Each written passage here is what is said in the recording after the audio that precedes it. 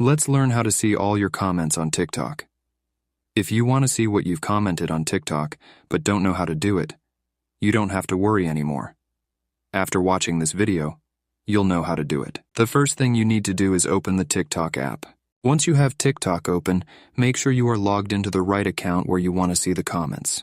When TikTok is open, you'll be on the home screen, but you don't need to stay there. You need to be on the page where your profile is located. This page will open when you click on the profile option located in the bottom right corner of the screen. When this page opens, click on the 3 horizontal lines in the top right corner of the screen.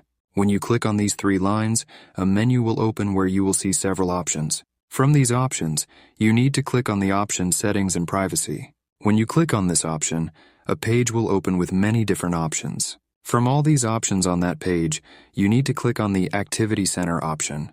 When you click on that, a page will open with several options, but you need to click on the option named Comment History. When you click on this option, a page will open with a list of all your comments on TikTok. That was a tutorial on how to see all your comments on TikTok.